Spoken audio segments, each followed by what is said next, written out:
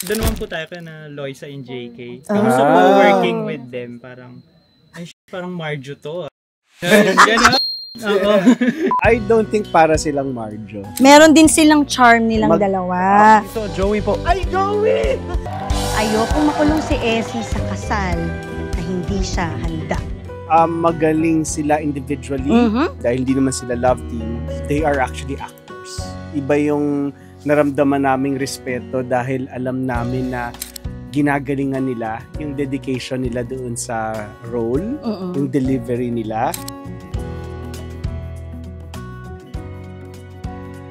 Nagulat kami kay JK at saka syempre dun sa anak naming OA.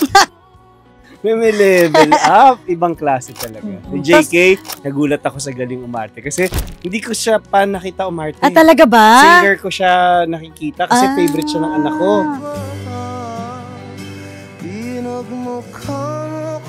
Pero nung umarte, si sabi ko, ala, nag-iibang anyo. Ako, napapanood ko si JK, pero ngayon ko lang siya napanood nung ganyang sa mga kilig-kilig na, kumbaga, eksena. Prepared yung dalawa. May disiplina. Galing. Parang kami. Ay?